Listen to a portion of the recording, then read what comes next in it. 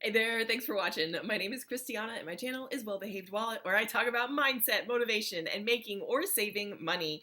Today's video is part of the Side Hustle Saturday series, where I talk about specifically things that have been working in my side hustle business, as well as my plans to actively grow and develop my own side hustle. Ideally and ultimately, my goal is to create a business system that can run independent of my time, where I'm not trading my time for money. So that is my ultimate goal. If you're interested in any of that, please check out the playlist below in the description box. I will link to all the side hustle videos that I've ever done, and you can check them out there. So today's video is going to be specifically on items that have sold for a high profit, my highest profit items that I sell on eBay.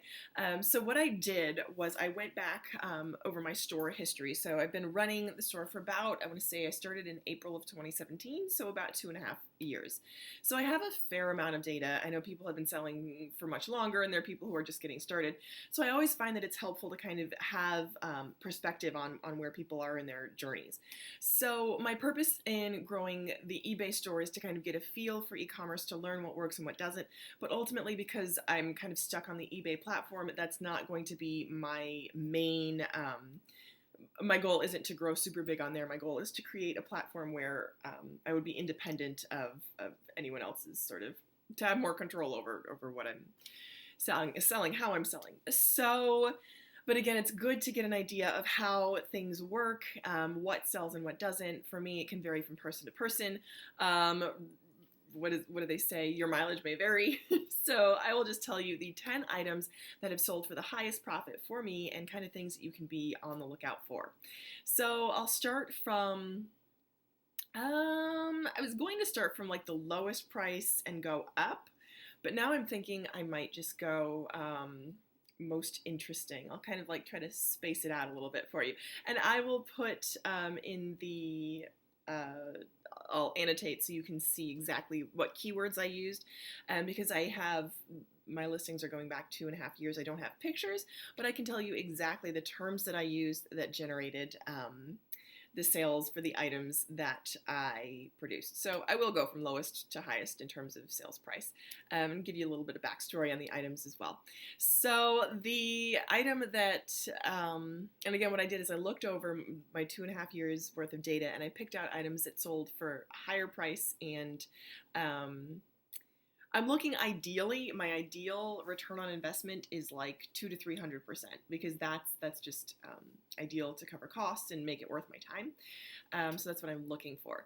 And I know the sort of genres that I tend to specialize in, and things that I know just personally, so I know what to look for. So diving right into item number 1. That would be a brown leather messenger Dr. Satchel overnight weekender tote bag vintage, and that is exactly what I put in the description in order to sell that. So that was an estate sale find. I was just wandering around an estate sale, and I noticed the bag was leather, and it was about, I want to say maybe 16 by 14, so it was a good size, definitely like an overnight size.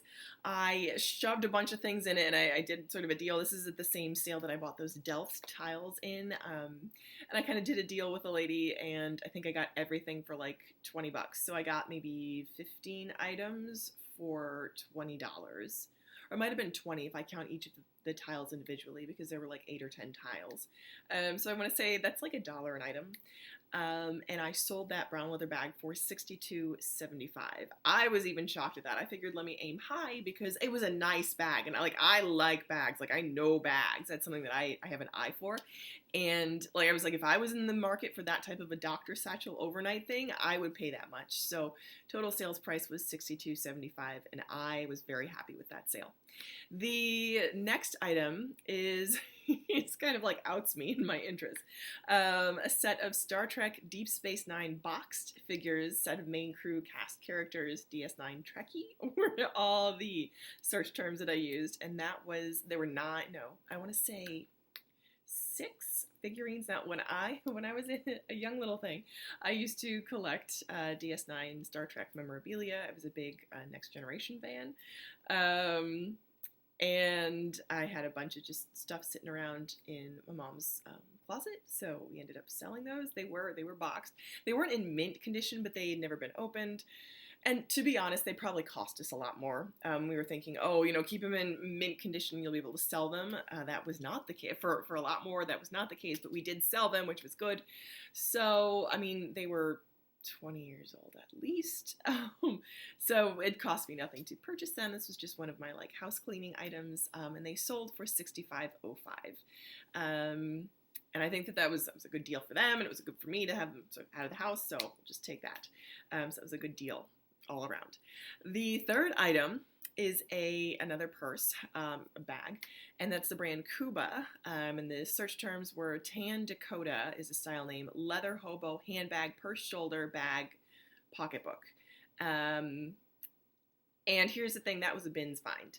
So the brand Cuba it's kind of like a mid-range designer, very well made, but like a contemporary line, obviously not luxury, but very, very well made. I speak highly of their quality. So as soon as I picked it up, I knew exactly what it was. And it weighed maybe, I want to say a little bit less, maybe just over a pound. I want to say 1.2 pounds. So it cost $1.50 at the bins. And I sold that for $67.75. So that's a great turnaround in my opinion. I will take that all day. The fourth item kind of makes me a little bit, I feel a little bit, it tugs at my heartstrings because it was a piece of jewelry and I didn't have any sentimental attachment and neither did my mom, but I felt weird selling it because I wanted to replace it with something because she did not like this particular item. But she sold it, so she wanted to sell it because she didn't like it. She had no attachment. She's like, yeah, I get what you can for it. But it still made me feel a little bit sentimental. So that was a 14 karat yellow gold crucifix ring, ladies, size 7, solid precious metal, delicate detail. And it was 14 karat gold, and I don't know what gold sells for. I want to say it was not a lot. It was maybe I don't even know, an ounce and a half? I don't know. I remember I did the calculation at the time. But again, it was one of those ones that was just sitting around. So I listed it and it sold for $75. And I know that there are pens that you can buy that you can touch an item and it will tell you if it's semi-precious or precious. Or it will tell you if it's gold or platinum or anything high value. I have not invested in one of those pens yet, but they are interesting to kind of note. So that was a good sale, but it was kind of something that I wished I could have replaced it for my mom with something else. But she was okay with it, so I'm okay with it too. The next item is another handbag. Again, things I love. And this was another bins find, and I do really well there for bags. But again, these are few and far between, and I really try to enjoy them when they come. This was a Zadig and Voltaire leather quilted handbag clutch, purse, crossbody, rock, chain are the search terms that I use. Now, Zadig and Voltaire is another contemporary design line, but they're a little bit more high fashion than Cuba. They are, I want to say they're in the same line as in the same caliber as something like Rag & Bone or All Saints. So they're a little bit higher end, and they really have that cool sort of vibe aesthetic. So I sold that. That, again, I know it was less than a pound, so it was less than $1 cost. And the sales price, I sold it for $77.25. So really good brand and a good sale. I'll take it. The next item is a bag, but not a handbag. This was an Osprey Woman's Viva 50 backpack. Cool blue hiking adventure trek. Good use condition. So this was the bag that I took with me to Nepal. It was a giant 50-liter backpack. I love this bag, but I knew that I wouldn't be using it again anytime soon. And it also didn't have the best vibes attached to it. So I decided to sell it. Knew these things are retail. I think we got it on super sale from Campmore, and I think it cost $120. So I was able to send these things go for really big, and I've sold other liter big liter backpacks for a decent amount. This went for $93.45.